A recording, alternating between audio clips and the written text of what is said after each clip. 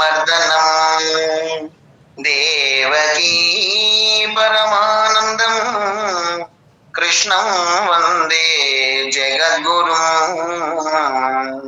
సాయి కృష్ణం వందే జగద్గురు.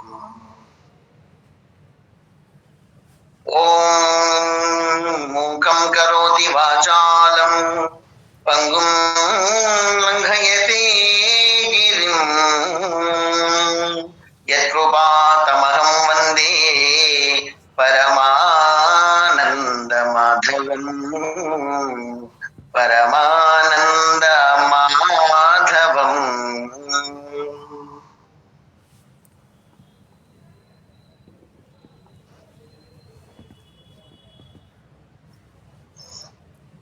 శ్రీకృష్ణ పరమాత్మ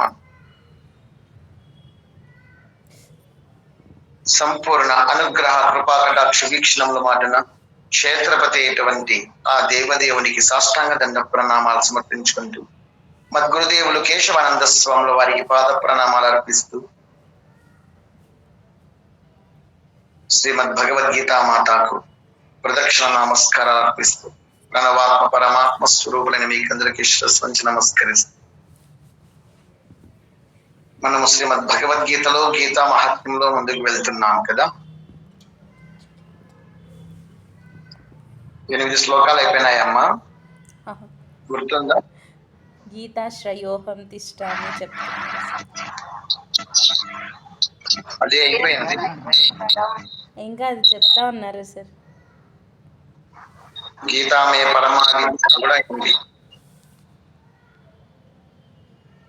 గీతాశ్రయోహం తిష్టామి గీతామే చోత్తమం గృహం. భగవద్గీతయే నాకు ఉత్తమ ఇల్లు గృహము. ఆ భగవద్గీతలోనే నేను తిష్ట వేసుకుని ఉన్నాను. గీతా జ్ఞానముపాశ్రిత్య భగవద్గీతను భగవద్గీతలో ఉండే జ్ఞానాన్ని కేంద్రంగా చేసుకుని త్రీన్ లోకాన్ పాలయామ్యహం, ముల్లోకాలను నేను పరిపాలన చేస్తున్నాను అని శ్రీకృష్ణ పరమాత్ముడు చెప్తున్నాడు. ముల్లోకాలేంటి అంటే అన్ని లోకాలను సర్వ విశ్వ జగత్తునంతా కూడాను ఈ జ్ఞానం చేతని భగవంతుడు పరిపాలన చేస్తున్నాడట. అంటే ఏమి, ఇది ఒక మాన్యువల్, ఇది ఒక గైడ్, ఇది ఒక మార్గదర్శి, ఇది ఒక రాజనీతి శాస్త్రము అని మనము తీసుకోవచ్చు. ఇది ఒక రాజ్యాంగము అని కూడా మనము భావించవచ్చు. భగవంతునికి ఇది రాజ్యాంగం. దీని కేంద్రంగా చేసుకునే భగవంతుడు నడిపించాల్సి వస్తోంది. అంటే ఒక పద్ధతిని, ఒక నియమావళిని ముందే ఏర్పాటు చేసుకొని ఆ నియమావళిలోనే రాజ్య పరిపాలన చేస్తే దానినే మనము రాజ్యాంగం అంటున్నాం.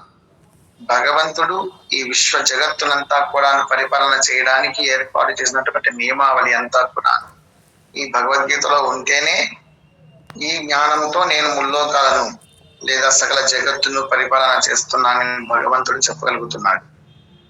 అంటే అటువంటి నియమావళి ఇందులో ఉంది అని మనం అర్థం చేసుకోవాలి. ఒక నియమం అనేది సూక్ష్మంగా చెప్పడానికి చెప్తున్నాను. కర్మ సిద్ధాంతం అనేది ఒకటి ఉంది. కర్మ సిద్ధాంతం ప్రకారము ఈ సృష్టి అంతా కొనసాగుతూ ఉంటుంది. ఏమిటా కర్మ సిద్ధాంతము అంటే, ప్రతి ఒక్కరూ కర్మ చేయక తప్పదు, కర్మ చేయక తప్పదు. కర్మ చేయకుండా ఒక్క నిమిషం కూడా ఎవరు ఉండలేరు. ఒక్క నిమిషం కూడా కర్మ చేయకుండా ఉండలేరు. ఎందుకంటే ఉచ్ఛ్వాస నిశ్వాసాలు కూడా కర్మయే. మనకు తెలియకుండానే ఉచ్ఛ్వాస నిశ్వాసాలు లాంటివి జరిగిపోతూ ఉంటాయి. మన యొక్క పరిధి లేదు. మనము కంట్రోల్ చేసే ప్రయత్నం చేస్తే ప్రాణాలు ఎగిరిపోతాయి. అంటే భగవద్ అనుగ్రహంతో, గురువు అనుగ్రహంతో దాన్ని సాధన చేసుకుంటూ క్రమక్రమంగా కంట్రోల్ చేయగలిగితే మోక్షమే సిద్ధిస్తుంది, లేదా మరణం అన్నా సిద్ధిస్తుంది. ఈ రెండిట్లో ఖాయం, అవునా కదా? కాబట్టి శ్వాసను కూడా మనము అదుపు చేసే ప్రయత్నం చేయవచ్చు. మరీ అదుపు చేస్తే హఠంతో ప్రాణాలు పోతాయి. క్రమ పద్ధతిలో గురువుని కేంద్రంగా చేసుకుని, గురువుని కేంద్రీకరించుకొని, గురువును మొదలు పెట్టుకొని చేస్తూ పోతే క్రమక్రమంగా అష్టాంగ రాజయోగలో ఉండేటువంటి చివరి చరమ దశ అయినటువంటి సమాధి స్థితి చేరుకుంటే ఇంకా అతనికి మోక్షం సిద్ధిస్తుంది, లేదంటే మరణం సిద్ధిస్తుంది. అది జరగకుండా చేసుకోవడం చాలా కష్టం సాధారణంగా మనకందరికీ కూడా. ఉచ్ఛ్వాస నిశ్వాసాలు కూడా లేకుండా చేసుకోవాలంటే అయ్యే పని కాదు. అంటే ఉచ్ఛ్వాస నిశ్వాసాలు చేయడం కూడా కర్మయే. కాబట్టి కర్మ చేయకుండా ఎవరు జీవించలేరు. కాబట్టి కర్మ చేయక తప్పదు. ఏదైనా కర్మ జరిగింది అంటే దానికి ఫలితం సిద్ధిస్తుంది. అది రెండవ నియమం. ఆ కర్మ ఫలం అనేది రాక తప్పదు. కర్మ ఫలము రాక తప్పదు. మరి ఏ ఫలం వస్తుంది అంటే కర్మను బట్టి ఫలం వస్తుంది. సత్కర్మ చేస్తే సత్ఫలం, దుష్కర్మ చేస్తే దుష్ఫలం. మీకు అందరికీ తెలిసిన విషయమే. ఆధ్యాత్మిక మార్గంలో ఉండే వాళ్ళకందరికీ ఈ విషయం తెలుసు. మంచి పనులు చేస్తే పుణ్యఫలం వస్తుంది, చెడ్డ పనులు చేస్తే పాపఫలం వస్తుంది. ఇది అందులో నియమం. ఈశ్వరార్పణ చేస్తే నీకేమీ లేకుండా పోతుంది, జీరో అయిపోతుంది. నువ్వు కోరినా కోరకపోయినా దాని ఫలం అనేది వస్తూనే ఉంటుంది. ఆ వచ్చిన ఫలాన్ని ఈశ్వరార్పణం చేసుకోవడం జ్ఞాని లక్షణం. ఇకపోతే జ్ఞాని ఎటువంటి వాడు సత్కర్మానుష్ఠానమే చేస్తాడు తప్ప దుష్కర్మానుష్ఠానాన్ని ఆచరించడు, దుష్కర్మను చేయడు.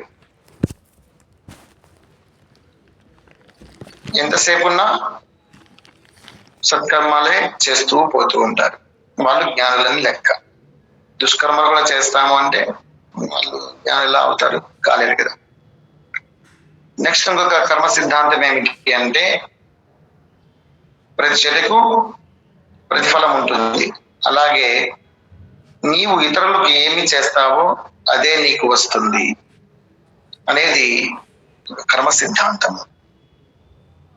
ఇతరులకు నువ్వు ఏమి చేస్తావో అదే నీకు వస్తుంది అనేది ఒక కర్మ సిద్ధాంతం.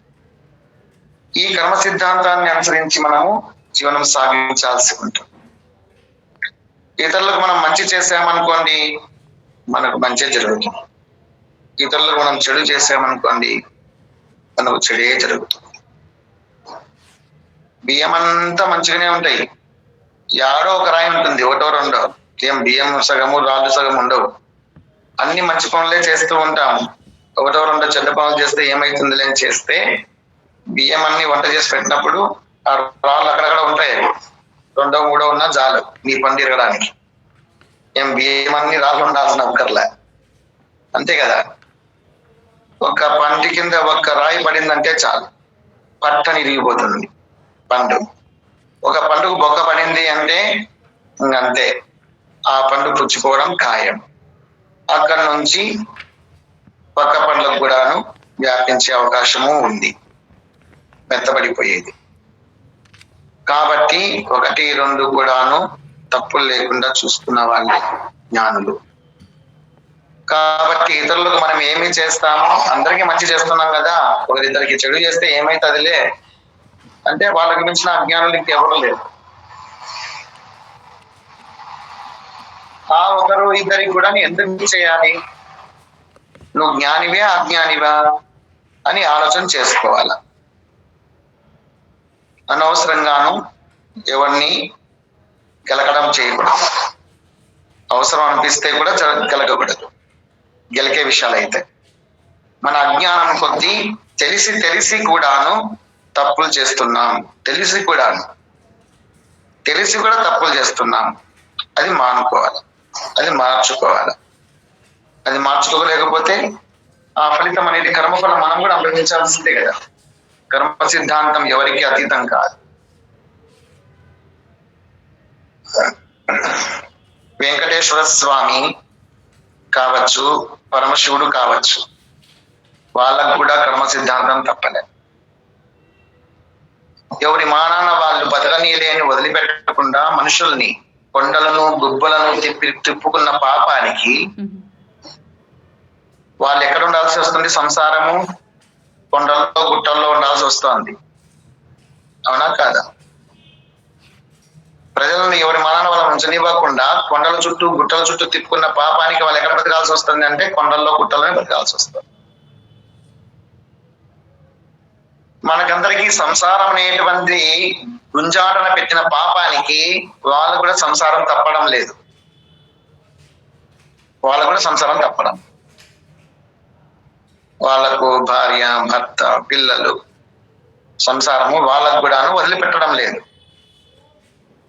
కాబట్టి దేవతలకు కూడాను కర్మ సిద్ధాంతం తప్పనప్పుడు సామాన్యంగా ఏమిటి మనమే ఇక్కడ కడిగేసుకున్నాంలే అంటే కడుక్కునేది కాదు. అది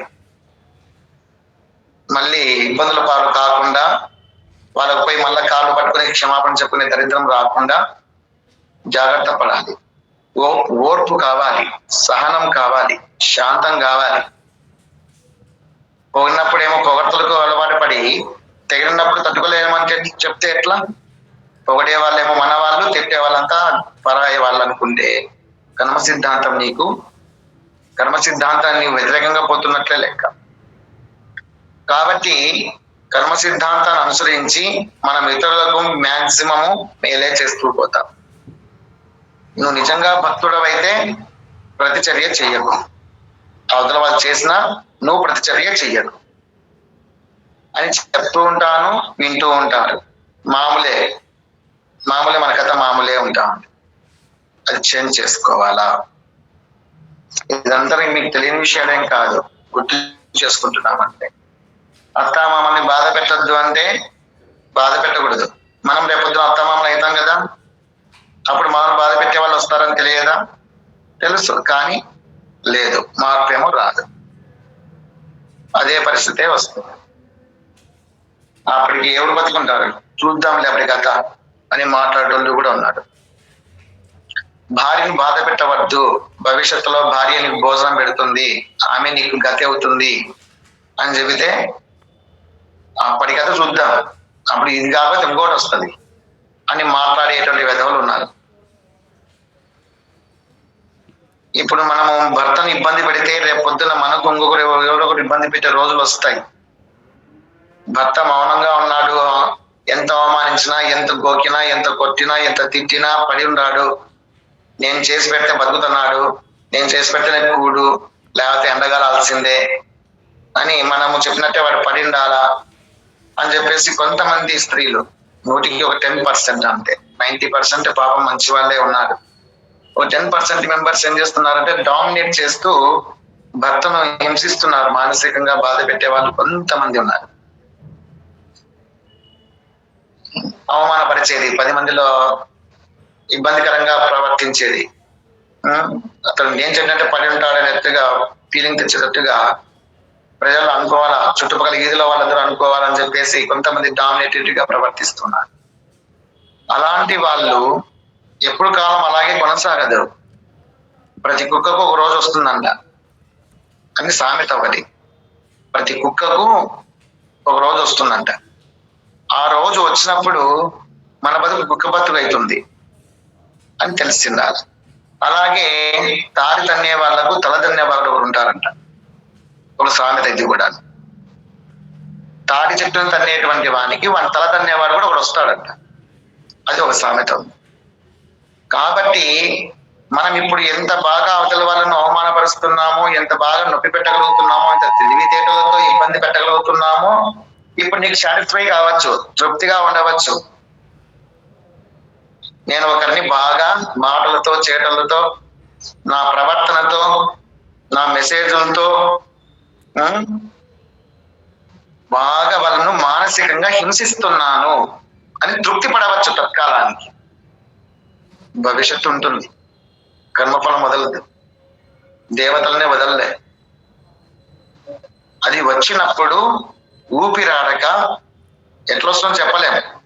మన తెలివితేటలకు, మన జ్ఞానానికి మనం ఎంత తీవ్రంగా అవతలని ఇబ్బంది పెట్టామో అంతకంటే తీవ్రతను నువ్వు తట్టుకోలేనంత తీవ్రత రివర్స్ వస్తుంది. ఎవరిని వదిలిపెట్టదు.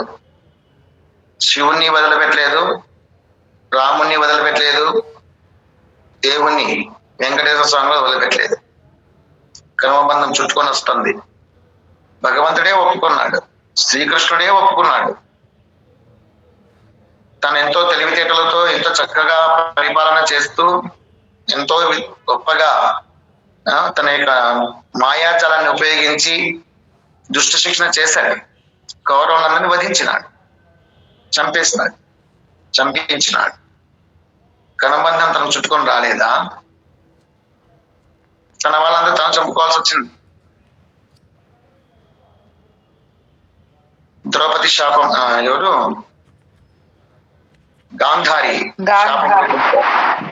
గాంధారి శాపం రూపంలోనూ తన గర్భఫలమే అంతే. ఆయన ఒప్పుకున్నాడు. గాంధారి శాపం పెడితే నువ్వు శాపం పెట్ట నీకేం అక్కడ వస్తుంది, నీకేం శక్తులు ఉన్నాయి, నీ శక్తులని నీ కొడుకు దేహం వజ్రంగా మారడానికి అయిపోయినాయని చెప్తే అయిపోతాయి అంతే. ఆయన మాట ఫలిస్తుంది కదా. నువ్వు ఇన్నాళ్ళు తపస్సాధన చేసి కళ్ళు మూసుకొని గంటలు కట్టుకొని బతికినటువంటి తపశ్శక్తిని అంతా కూడాను నీ కొడుకు వజ్రదేహంగా మారడానికి ఉపయోగించినావు. నీ శక్తులన్నీ అయిపోయినాయి, నీ శాపం నా మీద ఏం పనిచేయదు పో అంటే ఆయన వాక్కు ఫలిస్తుంది. కానీ అనలేదు. ఆమె మాట్లాడకపోయినా కర్మఫలం నాకు సిద్ధిస్తుంది, నా కర్మఫలం నాకు వస్తుంది అనేసి అనుభవించినాడు. తన బంధువుల్ని, తన తమ్ముల్ని, తన కుమారుల్ని, తన కొడుకుల్ని అందరినీ చంపుకున్నాడు, చనిపోయేటట్టు చేసుకున్నాడు. ఒక జాతర రూపంలో ఒక జాతర రావడము, సముద్రం ఒడ్డుకు పోవడము, అందరూ కూడా నా జాతర చేసుకోవడము, జాతరలో తప్ప తాగడము. అంతకుముందే ఈ యొక్క ఋషులందరూ కూడాను, వశిష్ఠాది ఋషిమునులు, దుర్వాస మహర్షులు లాంటి వాళ్ళందరూ కూడాను ఇదేది ద్వారకకు రావడము, వస్తున్నప్పుడు వాళ్ళందరినీ ఎగతాళి చేయడం కోసమని ఆ ఋషులందరికీ కూడాను ఈ సాంబుడు అనేటువంటి కొడుకు ఉన్నాడు కృష్ణునికి. ఒక కొడుకు పేరు సాంబుడు, బహుశా జాంబవతి కొడుకు అనుకుంటా. అవును సార్, జాంబవతికి కృష్ణుడు.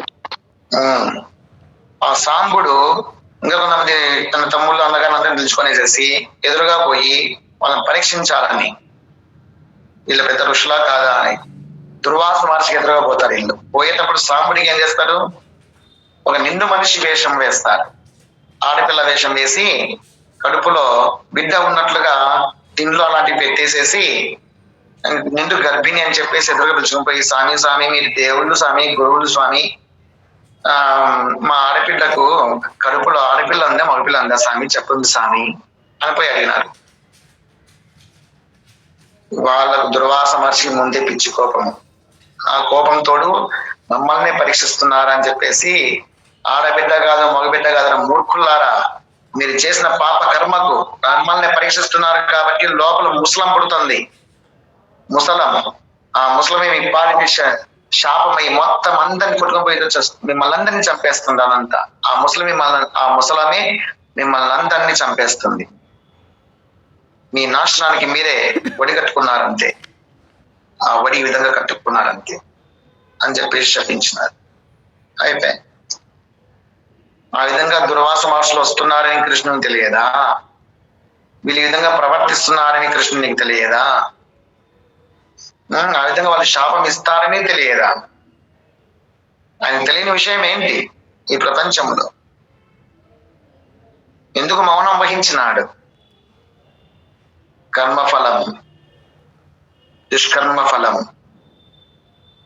అనుభవించడం తప్పదు అంతే. ఆ ముసలం పుట్టింది, కడుపునొప్పి వచ్చేసింది, లోపల వానికి కడుపులో నుంచి ఒక ముసలం అంటే ఏంటి, రోకలి బడి బండి అంటారా, రోకలి వస్తుంది కడుపులో నుంచి, ఇంత పొడుగు రోకలి వస్తుంది. ఆ రోకలిని తీసుకొని పోయేసేసి భయపడుతూ పోయి కృష్ణుడికి ఒక చెప్తే కృష్ణుడు ఏం చెప్తాడు, దాన్ని తీసుకొని పోయి అరగదీయండి అన్నాడు. అరగదీశారు. పోయి సముద్రం పట్టు తీసుకొని పోయి నీళ్లు ఉంటాయి కదా అక్కడ, ఒక బండ మీద పెట్టి నూరి దాన్ని ముక్కలు చేస్తే ముక్కలయ్యేది కాదు, అది వంతే అందరిని చంపేస్తుంది కదా అని వీళ్ళన్నాడు. అది లేకుండా నూరేసి ఆ పౌడర్ అంతా సముద్రం కలిపేయండి అన్నాడు కృష్ణుడు. అయిపోయి సముద్రంలో కలిపేస్తున్నారు నూరేసి. ఒక చిన్న పీస్ ఉంటే ఇది ఏం చేస్తారు అని చెప్పేసి అంత పీస్ మిగిలిన చివరికి నూరగా అది విసిరేస్తారు. విసిరేస్తే ఆ సముద్రం ఒడ్డున సంచరిస్తున్నటువంటి వేటగానికి అది దొరికిన తలతల మెరుస్తూ, అరే ఇది నా బాణానికి అగ్ర భాగంలో పెట్టుకుంటే చాలా పదునుగా ఉంది, అవతల జంతువును సులభంగా చంపేయచ్చు అని చెప్పేసి తన బాణానికి అదే పొదిగినాడు ఆ వేటగాడు. తీర వేటకు పోయినప్పుడు దాన్ని ఉపయోగించి కొట్టినప్పుడు కృష్ణుని బొటన వేలు తగిలింది. అదే ఆ ముసలమే తెలిసిందా, యదువంశానికే వినాశనానికి దారి తీస్తుంది. ఆ ముసలపు చిన్న ముక్క కృష్ణుని మరణానికి దోహదం చేసింది. ఆ పొడి సముద్రంలో కలిపేస్తే ఆ పొడిని జీర్ణించుకుంటూ అక్కడ గడ్డి పెరిగింది. ఆ గడ్డి రెల్లు గడ్డి లాంటిది, దర్భలుగా ఉంటుంది. అది పెరిగింది, బాగా ఏపుగా పెరిగింది. దాన్నే జీర్ణించుకుని బతికింది ఆ పౌడర్ తోనే. అవన్నీ చురకత్తులాగా తయారైనాయి. ఆ గడ్డియే చురకత్త అయిపోయింది, చురకత్తులు అయిపోయినాయి. వీళ్ళు అక్కడికే వచ్చినారు, వీళ్ళందరూ కూడా ఆడ ఒకటి జాతర చేసుకున్నారు, శుభ్రంగా తిన్నారు, తాగినారు, మాంసం వండుకొని. తాగిన తర్వాత అమ్మాయిలతో అబ్బాయిలు మాట్లాడుకుంటున్నారు, సరసలాపాలు. అది నా పిల్ల అని చెప్పి నేను ఇష్టపడుతున్నా అని వాడు కూడా చీవింది అన్నాడు. నేను ప్రేమిస్తున్నా అని చెప్పి వాడు వాడిది అన్నాడు. ఆడవాళ్ళు కొట్టుకున్నారు, వాళ్ళ ఆడవాళ్ళు వీళ్ళ ఆడవాళ్ళు ఇట్లా మొదలైపోయింది. మొగళ్ళు ఆడలు ఇట్లా కొట్టుకుంటూ ఒకరు మొత్తం కొట్టుకోవడానికి ఆ గడ్డి దొరికింది అక్కడ. దాంతో కొడితే గడ్డితో కొట్టుకున్నారు వీళ్ళు అనుకున్నారు. ఆ నిద్ర మబ్బులో, ఆ మత్తు మందు మబ్బులో ఏకంగా కొడితే అది శరీరం చీల్చి పడేస్తాను అంతే. ఒకరినొకరు చంపుకొనేస్తున్నారు అక్కడ. ఆ విధంగా మొత్తం యదువంశము చాలా మటుకు సమసిపోయింది. కౌరవుల వంశాన్ని నాశనం చేశాడు కృష్ణుడు. తన వంశాన్ని ఏదో విధంగా ఒక కర్మ వచ్చి నాశనం చేసేసి, దేవునికి కూడా తప్పట్ల. మనం ఎంతటి వాళ్ళమని ఇంగిత జ్ఞానం రావాలా, ఓర్చుకోవాలా. ఒకవేళ మనకి ఎవరైనా ఇబ్బంది పెడితే తిరిగి ప్రతిక్రియ చేయని వాళ్ళే బుద్ధిమంతులు. పాండవులు అదే దారిలోనే ఉన్నారు కాబట్టి వాళ్ళకి ఆ కర్మబంధం చుట్టుకోలే. కొంతవరకు చుట్టుకున్నా వాళ్ళు బతికి బయటపడ్డారు. ఆ భగవంతుడి అనుగ్రహంతో వంశాంతరము నిలిచింది. ఎప్పుడు కానీ పాండవులు ప్రతిక్రియ చేయాలని ప్రయత్నం చేయలేదు, కానీ కృష్ణ పరమాత్ముడు ప్రేరణ చేస్తూ దాన్ని దుష్ట శిక్షణ చేయాలని చెప్పేసి ప్రయత్నం చేశారు. దుష్టుల పట్ల నువ్వు వ్యతిరేకంగా ప్రవర్తించడం తప్పులేదని ప్రేరేపిస్తే తప్ప ధర్మరాజు యొక్క నాయకత్వంలో ఉన్నటువంటి పాండవులు ప్రతిక్రియ చేసే ప్రయత్నం చేయలేదు. వాళ్ళ పాపన వాళ్ళే పోతారని చెప్పేసి వాళ్ళమ్మ బోధిస్తూ వచ్చింది కుంతీదేవి.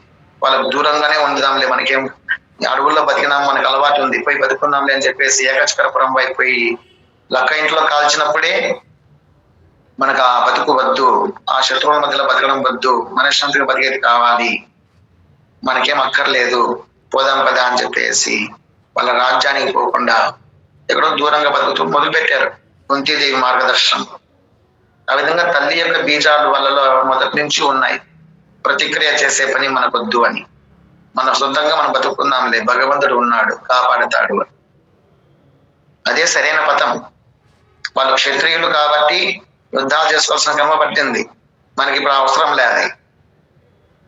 మనకేం కావాలా? మోక్షం కావాలా, లేదా భగవంతుని ప్రీతి పాత్రలం కావాలా. భగవంతునికి ఇష్టపూర్వకంగా మనము సేవలు చేసే వాళ్ళలో ప్రథమ వరుసలో మనం ఉండాలి. ఇలా కోరుకోవాలి. అలా కోరుకోవాలనుకున్నప్పుడు ప్రతిక్రియలు చేసుకుంటూ పోవడానికి నువ్వు క్షత్రియుడవు కాదు, అవసరం లేదు. మనకు ఏం కావాలి? భగవంతుని కృప, భగవంతుని దయ, భగవంతుని సేవ. అది కావాలని కోరుకున్నప్పుడు నువ్వు ఏ ప్రతిక్రియ చేయదు. నీకు ఎవరైనా హాని కలిగించినా ప్రతిక్రియ చేయదు, దానికి తప్పించుకునే ప్రయత్నం చేయి, అంతే చాలు. తప్పించుకునే ప్రయత్నంలోనే వాళ్ళు ఇక్కడ కూడా దాక్కోవాల్సి వచ్చింది. సర్వసమర్థులై ఉండి కూడా పాండవులు తర్వాత శ్రీకృష్ణ పరమాత్మ బోధతో మళ్ళీ వాళ్ళు బయటకు వచ్చినారు అనుకోండి, అది వేరే విషయం. మనకు ఆ విధంగా భగవంతుడు వచ్చి బోధిస్తే చూద్దాం. ఒకరిని హింసించాలని, ఒకరిని బాధ పెట్టాలని ఎప్పటికీ మనం ప్రయత్నం చేయకూడదు. మనకు అదే రివర్స్ వస్తుంది. వాళ్ళ అత్త కావచ్చు, మామ కావచ్చు, తోడి కోడలు కావచ్చు, చెల్లెళ్ళు కావచ్చు, మరదళ్ళు కావచ్చు,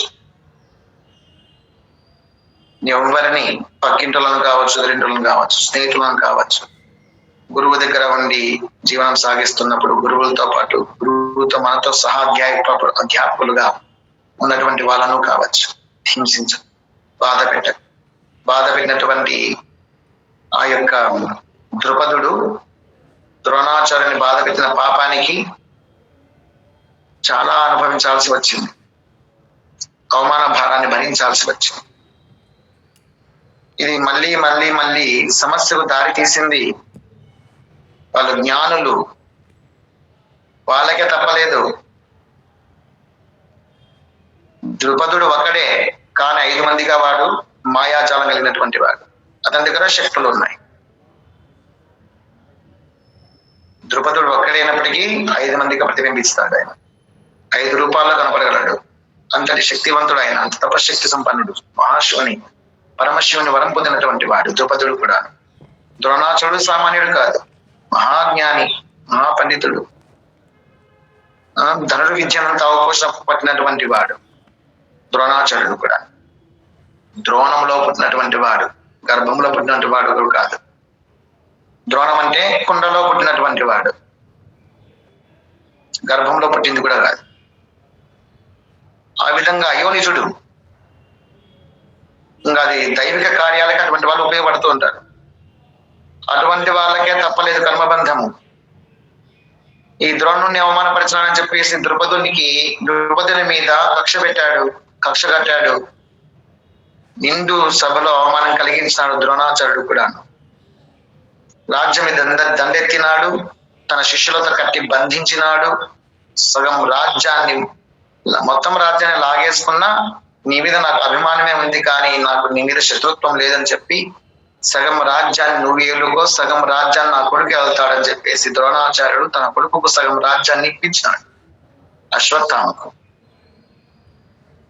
పోనీ నా మీద కనికరించినాడు కదా నా మిత్రుడు, నాకు సగం రాజ్యం ఇచ్చినాడులే అని చెప్పి శాంతించినాడా ద్రుపదుడు? లే, మళ్ళా కక్ష కట్టినాడు. ఆ ద్రోణాచార్యుని సంహరించే కొడుకు నాకు కావాలి అని చెప్పేసి యజ్ఞం చేశాడు.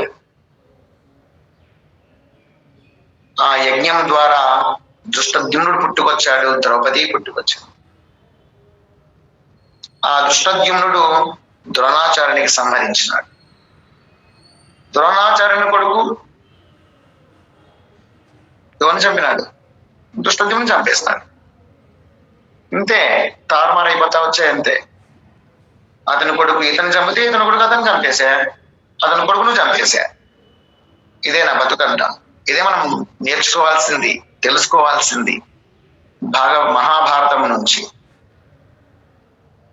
ద్రౌపదిని కొడుకు ద్రోణాచార్యుని చంపినాడు, పుట్టించిందే ద్రోణాచార్యుని చంపడం కోసం. సరే, ఆ ద్రోణాచార్యుని కొడుకు ఈ ద్రౌపదిని కొడుకుని చంపేస్తున్నాడు. ద్రౌపదుడు ముందే చంపేశాడు ద్రౌపదుడిని. ఇదేనా కర్మబంధం అంటే, కర్మ సిద్ధాంతం అంటే? మనం ఇప్పుడు కూడా గమనిస్తున్నాం. ఒకరిని పిస్టల్ పెట్టి కాల్ చంపినటువంటి వాడు అదే గన్తోనే చచ్చిపోతున్నాడు. వారికి అన్యాయం చేసి చంపేస్తే వీడుగా అన్యాయమై చంపబడుతున్నాడు. గమనిస్తున్నాం. అప్డేట్ కావాలి మనం. ఒకరిని మనం మానసికంగా హింసిస్తే మనకు కూడా మానసికంగా హింస మనకు తెలియకుండానే వస్తుంది. అనవసరం భయాలు చుట్టుకుంటాయి, భరించలేము, తట్టుకోలేము, ఊపిరి ఆడకుండా వస్తాం. శారీరకంగా హింసించినామా మనం ఇంకొకరు శారీరకంగా హింసిస్తారు. తీవ్రత మన తెలివితేటలు మించి ఉంటుంది, అవసరమా? భగవంతుడు తినడానికి తిండి పెడుతున్నాడు. 4 పూట్ల కావచ్చు 5 పూట్ల తిను, 3 పూట్ల చాలా వస్తాయి. జపం చేయి, పూజ చేయి, వ్రతం చేయి. దేవుడిచ్చినటువంటి ఇంట్లో ఉంటున్నావు, హాయిగా ప్రశాంతంగా నిద్రపో. దేవుడిచ్చిన వెహికల్స్ ఉంటాయి, ఆనందంగా తిరుగు. దేవుడిచ్చిన జలములు తాగుతున్నావు, దప్పిక లేకుండా, దప్పిక అనేది అనిపించదు. స్నేహితులు, బంధువులు, సజ్జనులు, సద్గురువులు, భజనలు, సంకీర్తనలు, భగవన్నామస్మరణ, భగవద్గీత పారాయణ, విష్ణు సహస్రనామ పారాయణ, లలిత సహస్రనామ పారాయణ, దుర్గా సప్తశతి పారాయణం, దేవాలయాల్లో అర్చనలు, ఆరాధనలు, భజనలు, సంకీర్తనలు, ఉత్సవాలు, ఊరేగింపు, హరికథలు, ఉపన్యాసాలు, ఇటువైపు మనసు మరలించుదాం. హాయిగా జీవిద్దాం, ఆదర్శంగా జీవిద్దాం, చేతనైతే పరోపకారం చేద్దాం. చిన్న పనైనా కానీలే, ఉపకారమే కదా, చేద్దాం. చేతనైనంత మంచిదే చేద్దాం, చేతనైనంత ఉపకారమే చేద్దాం. మన వల్ల, పరాయ వల్ల, శత్రువుల వద్దు మనకు. నాన్నాళ్ళు బతికి వచ్చినాం భూమి మీదికి, మర్చిపోకూడదు. బతకడానికి నాన్నాళ్ళు వచ్చినాం భూమి మీదికి, బతికేది నాన్నాళ్ళే. ఆ నాన్నాళ్ళు నవ్వుతూ బతుకుదాం, నవ్విస్తూ బతుకుదాం, నవ్వుతూ పోదాం. అది మనసులో పెట్టుకుందాం, అదొక్కటే మనసులో పెట్టుకుందాం. ఆ వచ్చిన నాన్నాళ్ళు కూడా మనశ్శాంతి లేకుండా, మనశ్శాంతి లేకుండా ఎవరికి బాధలతో బాధలు పెడుతూ, బాధలు పడుతూ కంటకంగా మారడం ఎందుకు? ఏ ఒక్క కుక్కకు నా నుంచి మంచి జరిగినా నేను మళ్ళీ పుట్టుకొని వస్తా అన్నాడు వివేకానంద స్వామి. అలాంటిది ఏ ఒక్కరికి బాధ లేకుండా పోదామనే ఆలోచన ఎందుకు రాదు మనకు? చేతైతే ఉపకారం చేయి, లేకపోతే అపకారం చేయకు. అది మనం నేర్చుకోవాల్సింది. భగవద్గీతలు చదువుతూ ఉంటున్నాం, గురువుల దగ్గర కూర్చొని 4 మాటలు వింటున్నాం, నలుగురికి చెప్తా ఉంటాం కూడా. మళ్ళీ మనము మారదా? మన బుద్ధి మారదా? మార్చుకోవాల్సిన అవసరం లేదా అని ఎవరికి వారు ప్రశ్న వేసుకోవాలి. వాళ్ళే జ్ఞానులు, ఎవరికి వాళ్ళు ప్రశ్న వేసుకోవాలి. అప్పుడే మనం జ్ఞానవంతులు లెక్క. ఆ ప్రశ్న వేసుకుంటే ఎవరికి మనం బాధ పెట్టే ప్రయత్నం చేయం. ఈ కర్మ సిద్ధాంతం అనేది భగవంతుడు పెట్టాడు. భగవద్గీత మనకు చెప్పేది అదే. దుఃఖములు కలిగినప్పుడు దిగులు చెందకుండా, సుఖములు కలిగినప్పుడు స్పృహ లేకుండా, అనురాగము, భయము, క్రోధము లేకుండా ఎవరైతే జీవనం సాగిస్తారో వాళ్ళే స్థితప్రజ్ఞులు, వాళ్ళే నాకు ప్రీతిపాత్రులు అంటాడు 2వ అధ్యాయంలో 54 శ్లోకంలో. దుఃఖేష్వనుద్విగ్నమనాః సుఖేషు విగత స్పృహః వీతరాగ భయ క్రోధః స్థితధీర్మునిరుచ్యతే.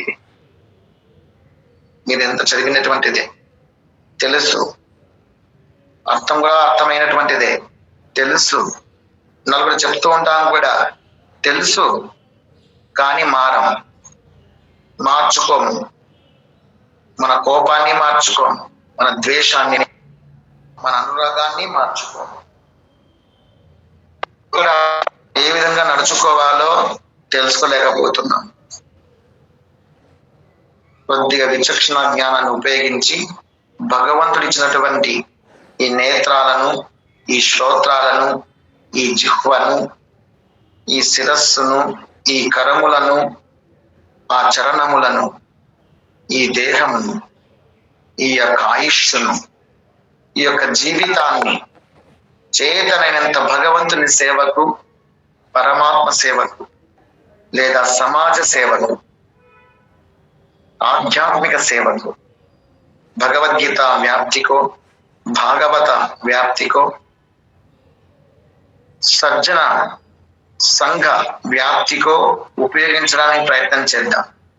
అంతే తప్ప ఒకరికి ఇబ్బందికరంగా, ఒక జీవితానికి ఇబ్బందికరంగా కలిగించే విధంగా మన జీవితాన్ని మార్చుకోవద్దని మనకు భగవద్గీత తెలియచేస్తోంది. మనము భగవద్గీత చదువుతున్నందుకు అదే అర్థం చేసుకోవాలి. ఈ కర్మ సిద్ధాంతాన్ని మనము గుర్తు చేసుకోవాలి. చేతనైతే మేలు చేద్దాం, లేకపోతే మౌనంగా ఉందాం, స్థిత ప్రజ్ఞతో నడుచుకుందాం. పొగడ్తలు వస్తాయి, కృష్ణార్పణం. తెగడతలు వస్తాయి, కృష్ణ. అంతే, తిరిగి ప్రతిక్రియ చేయను. ఒకవేళ పొగడతా అంటే పొగడుకో, ఇంకా ఎవరికన్నా పొగడతానంటే. కానీ తెగడితే మనకు దోషమే, మనకు పాపమే. వాళ్ళు చేసిన పాపం అంతా మనకు వస్తుంది. మనకు అవసరమా? కాబట్టి ఎప్పటికీ మనం చేతనంత సత్కర్మలే ఆచరిస్తూ పోవడమే మనం చేయవలసింది. ఆ సత్కర్మానుష్ఠానం ఆచరిస్తూ ఆ సత్కర్మ ఫలితాన్ని భగవంతుడికి అర్పించుకుంటూ పోవాలి. 3, 4 అధ్యాయాలు అదే చెప్పేది. కర్మయోగ, కర్మ సన్యాస యోగ. చెప్పేది అదే. కర్మ సన్యాస యుగ. కర్మ సన్యాస యుగ అంటే కర్మలను సన్యసించడం కాదు చెప్పేది. కర్మల యొక్క ఫలాన్ని సన్యసించు. సన్యసించడం అంటే ఏమి? అనాశ్రిత కర్మ ఫలం కార్యం కర్మ కరోతి యః. 6వ అధ్యాయంలో మొదటి శ్లోకమే చెప్తుంది. ససన్యాసీ చ యోగి చ నైరగ్నిన్న చ క్రియః.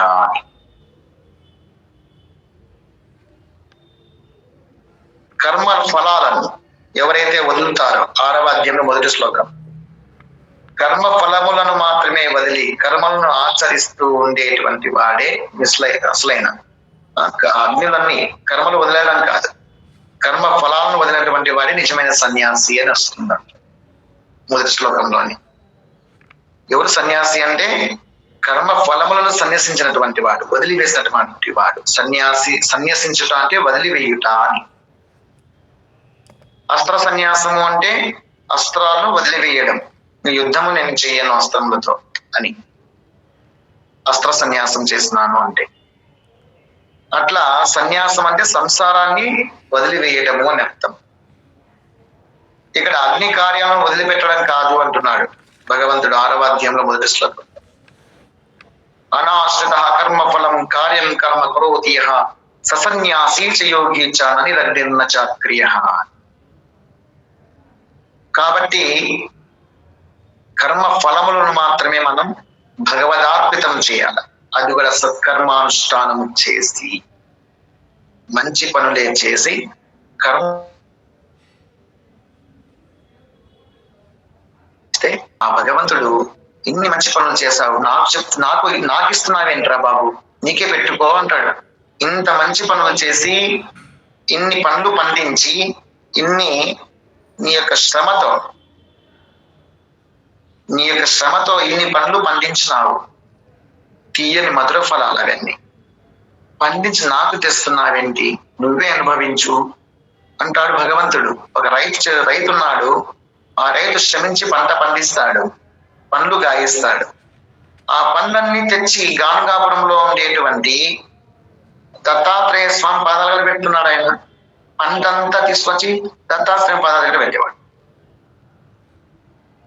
అయ్యయ్యో ఏంటి నాకు ఇస్తున్నావు అంతా, నువ్వు కష్టపడి నాకు ఇస్తావేంటి అంటే, స్వామి నాకు పండిన పంట అంతా నీదే, నీ అనుగ్రహంతో పండిన పంటే ఇదంతా కూడా, కాబట్టి నీకే సమర్పిస్తున్నా.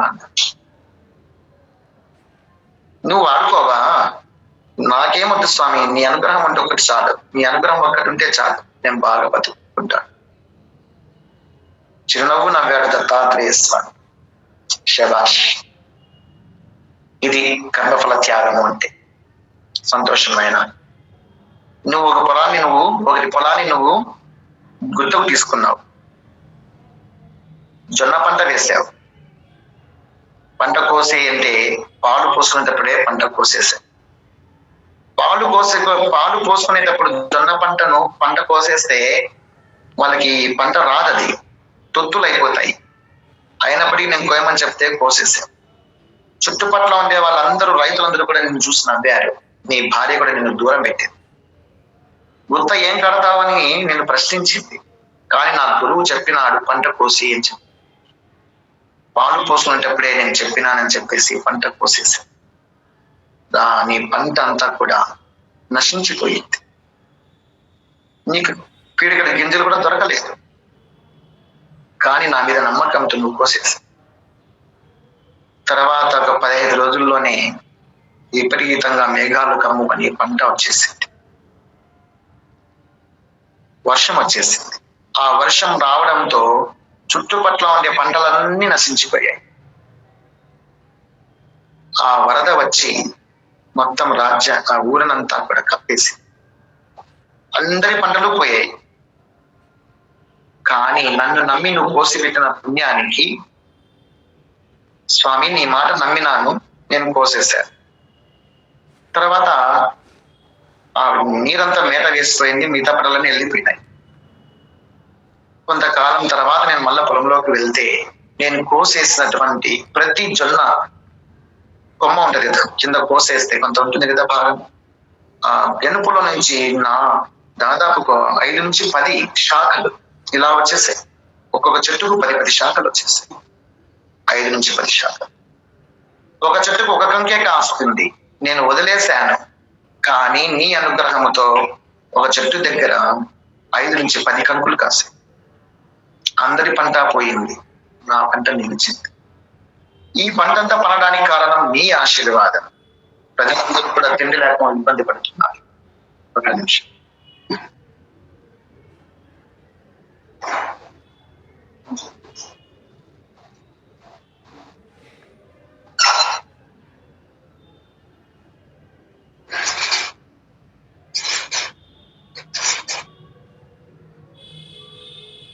ప్రజలందరూ కూడా వాళ్ళ పంటలు పోయి ఆకలి తలమటిస్తున్నారు. నా పంట మాత్రం ఏపుగా పండింది. నేను అనుకున్నటువంటి పంట 30 సంచులు అనుకుంటే దాదాపుగా 150 సంచుల ధాన్యం వచ్చింది. నీ అనుగ్రహమే కాబట్టి, నీ దయాభిక్ష కాబట్టి నీకే సమర్పిస్తున్నా అని చెప్పి గురువుకు సమర్పించినాడు. దాంతో సంతోషించినటువంటి ఆ దేవాది దేవుడు దత్తాత్రేయ స్వామి ఆ గుత్తకు ఎంత గట్టలు కట్టేసి అని చెప్పేసి ఇప్పించేసేసాడు. నీ ఇంటికి ఎంతకాలం అంత పెట్టుకో అన్నాడు. గురువే చెప్తున్నాడు కదా. వాళ్ళ భార్య వెనకబడి వచ్చింది, పాదాల మీద పడి ఏడ్చేసింది. నా సంసారం పాడైపోతుంది అనుకున్నాను స్వామి, క్షమించండి. ఆ సన్యాసి చెప్తే నువ్వు చేస్తావా అని చెప్పేసి నిన్ను దూషించినాను స్వామి, క్షమించు. నీ భార్య కూడాను సంసారం నిలబెట్టుకోవాలని కదా చేసింది, తప్పేం లేదు. నీ కుటుంబానికి ఎంత కావాలంత నువ్వు తీసేసుకో. ధాన్యం తీసేసుకున్నాడు. ఇంకా దండిగా మిగిలి ఉంది. ఇంకా 100 ప్యాకెట్లు దాకా. ఊరంతా తిండిలేక బాధపడుతున్నారు కదా, అందరికీ పంచిపెట్టేసి నువ్వు ఏం చెప్తాదే స్వామి, నీ మాటకి ఎదురులేదు. గురుదేవా చేసేస్తా అని చెప్పేసి ఊళ్ళో వాళ్ళందరినీ పిలిపించేసి గురు సన్నిధానంలోని ఎన్ని ప్యాకెట్లు అంటే అన్ని ప్యాకెట్లు ఇచ్చేసాను. నేను ఉదాహరణ చెప్తున్నాను, 30 ప్యాకెట్లు 100 ప్యాకెట్లు. ఆ ఊరికంతా సరిపడేంత ధాన్యం అంతా పండింది ఒకే చోట. గురువు ఆశీర్వాదం పంచుతుంటే పుడుతున్నాయి ప్యాకెట్లు, అంతేగా. దత్తాత్రేయ స్వామి అనుగ్రహంతో ఊరందరికీ పంచినా మిగులుతున్నాయి ఇంకా అక్కడ గాన్గాపురంలో. ఆ విధంగా మనము సత్కర్మలు ఆచరించి భగవద్గీత చదువుకొని సత్కర్మలే ఆచరిస్తూ ఆ కర్మల ఫలితాన్ని భగవంతుడికి అర్పిస్తూ ఉంటే, అయ్యయ్యో ఇంత కష్టపడి శ్రమించి మంచి ఉత్తమ కర్మలే ఆచరించినావు, ఆ ఫలములన్నీ నాకే అర్పిస్తున్నావు కదయ్యా అని భగవంతుడు నీకే ఉంచుకోవచ్చుగా అంటాడు. వద్దు స్వామి, నీ దయాభిక్ష, నాకేం కావాలని నువ్వు చూసుకుంటావు. ఈ కర్మఫలాలన్నీ నీ అనుగ్రహంతో నేను పొందినటువంటివి, నీకే అర్పిస్తున్నా అన్నప్పుడు చిరునవ్వు నవ్వుతాడు భగవంతుడు. ఆ చిరునవ్వుతోనే మనకి ఏం పండాలో, మనం ఏం పండించుకోవాలో, మన జీవితం ఎలా పండించుకోవాలో అవన్నీ సమకూరుతాయి. కాబట్టి మనం చేయాల్సిందంతా ఒక్కటే, వీలైనంత ఎక్కువ మంచి పనుల్లో మన జీవితాన్ని చరితార్థం చేసుకుందాము అని తెలియజేస్తూ ఈ 4 మాటలు నా నోట పలికించినటువంటి ఆ దేవాది దేవుడు శ్రీకృష్ణ పరమాత్మ చరణారవిందములకు పుష్పాలుగా సమర్పిస్తూ ఆ 8వ శ్లోకమా 7వ శ్లోకంలో భగవంతుడు చెప్పినట్లుగా భగవద్గీతయే పరిపాలన చేసేటువంటి జ్ఞానాన్ని మనకు ప్రసాదిస్తుంది. కాబట్టి భగవంతునికే ఆ జ్ఞానాన్ని ప్రసాదిస్తున్నది కావున అటువంటి అమూల్యమైనటువంటి విషయాలు ఎన్నెన్నో రాజనీతికి సంబంధించినటువంటి, అలాగే మన కుటుంబ పోషణకు సంబంధించినటువంటి సామాజిక పరమైనటువంటి అన్ని నీతులు కూడా భగవద్గీతలో ఉన్నాయి. కాబట్టి మనము వాటిని అన్నిటి కూడాను అవపోషణ పట్టడానికి, మన జీవితంలో ఆచరించుకోవడానికి కావలసినంత అర్హతలను, నిక్షిప్తమైనటువంటి జ్ఞానాన్ని మన మస్తిష్కంలో నిక్షిప్తం చేయాలని, తుది శ్వాస వరకు భగవంతుని సేవలే మనకు అనుగ్రహించాలని, పరోపకార గుణమే రావాలి అని, స్థితప్రజ్ఞత లక్షణాలు నిండుగా మన హృదయం నిండుగా నిండుకోవాలని మనస వాచ కర్మన ఆ దేవాది దేవుని శ్రీకృష్ణ పరమాత్మను మనస వాచ కర్మన ప్రార్థిస్తూ, మీకందరికీ కూడాను గురు పౌర్ణమి సందర్భంగా ప్రతి ఒక్కరూ మీ శక్త్యానుసారము, భక్త్యానుసారము అసలు ఎక్స్పెక్టే చేయలేదు. అంత ధనాన్ని మీరందరూ కూడాను బాబా వారి సేవకు సమర్పించినారు. మీ బంధువులతో, స్నేహితులతో కూడా ఇప్పించినారు. దాదాపుగా 1,27,213 రూపాయలు, ఒక 3,000 రూపాయల దాకా బియ్యంకి ఇవ్వడం జరిగిందంట. చాలా సంతోషం తల్లులు. మీ కుటుంబాలకు, మీకు, మీ కుటుంబ సభ్యులందరికీ, మీ బంధువర్గానికి, మీ స్నేహితులందరికీ కూడాను ఆ సద్గురు షిరిడి సాయిబాబా వారు సంపూర్ణ ఆయుష్ను, ఆయురారోగ్య ఐశ్వర్యాలను, భోగ భాగ్యాలను, శ్రీ సంపదలను తుది శ్వాస వరకు ఏ లోటు లేకుండా అనుగ్రహించాలని మనసా వాచా కర్మణ ప్రార్థిస్తున్నాను. దేవుడు మీకందరికీ చల్లగా కాపాడుగాక. బాబా వారు ఎప్పుడు తోడుగా నీడగా ఉండి ఎల్లవేళలా సంరక్షించుగాక అని ప్రార్థిస్తున్నాను. అందరికీ ధన్యవాదాలు.